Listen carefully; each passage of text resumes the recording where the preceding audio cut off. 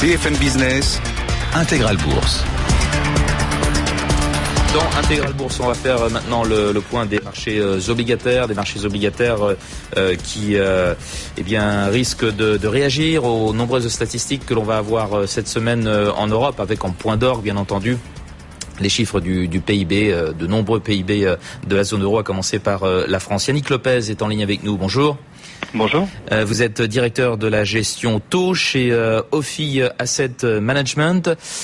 Qu'attendre du marché obligataire dans les jours qui viennent? Ils vont être menés par les différentes publications en Europe. On attend beaucoup des chiffres de la croissance qui vont être publiés. On a déjà eu quelques petits aperçus avec la publication des PIB en Espagne sur le deuxième trimestre, qui était d'ailleurs assez nettement meilleur qu'attendu, puisqu'il est ressorti à 0,6%. Et on a déjà eu un peu plus traumatisant PIB italien, qui lui par contre est ressorti assez nettement, en négatif à moins 0,2 et donc l'Italie qui retombe en récession, oui. Donc on a déjà eu des informations sur la troisième et quatrième économie de la zone. Donc effectivement là on va avoir la France, deuxième économie, et évidemment l'Allemagne. Et l'Allemagne. Je sais pas en fait si le marché. Je pense que le marché attend ces chiffres de manière relativement prudente, justement peut-être un petit peu choqué encore par le chiffre de l'Italie. Ouais. Il faut se souvenir que depuis le début de l'année, la thématique centrale des prévisionnistes pour 2014 était quand même une reprise modérée de l'économie en zone euro. Et pour l'instant, on a du mal à la voir. Je vous rappelle que sur le premier trimestre, on avait déjà été assez nettement déçus. On attendait une croissance de 0,4, on a eu 0,2 seulement. Avec notamment l'Italie et la France qui avaient fortement déçu. Donc voilà, je pense que le marché est prudent justement à l'annonce, dans l'attente de ces publications qui auront lieu jeudi.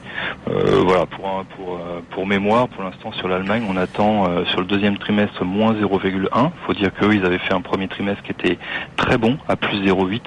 Et sur la France, après le morne 0 du T1, on attend un très très très modeste 0,1% sur le deuxième trimestre.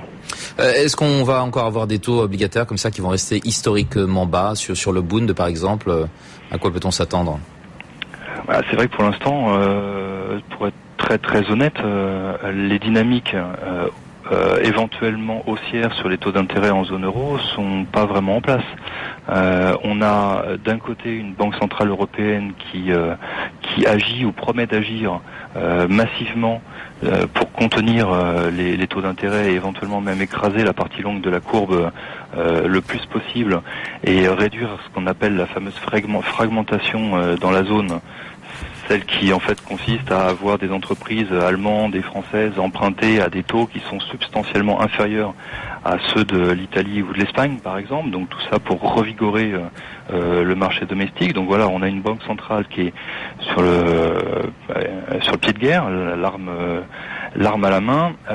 Parallèlement à ça, nous avons deux autres banques centrales qui elles devraient a priori normalement commencer à avoir des discours plus durs, qui sont la Banque centrale d'Angleterre et la Banque centrale américaine, parce que leurs économies vont beaucoup beaucoup mieux, notamment aux États-Unis. Or, ce n'est pas du tout le discours qu'elles tiennent, et donc ça contribue à faire pareillement baisser un petit peu les taux d'intérêt. Et enfin, l'autre élément, c'est que nous avons en zone euro, on vient d'en toucher deux mots, des déceptions. On attendait une reprise, on attendait une croissance en zone euro en 2014 qui aurait dû être autour de 1%. Aujourd'hui, le consensus est officiellement toujours autour de ce 1%, mais force est de constater que ça va être très compliqué. Par exemple, en Italie, il va falloir que l'Italie produise 0,4% de croissance sur le troisième et le quatrième trimestre pour avoir un PIB ne serait-ce que nul, en croissance nulle sur 2014. Donc c'est déjà pas acquis d'avoir une croissance nulle. Il est donc probable qu'il soit en récession cette année. Donc on a des déceptions en zone euro.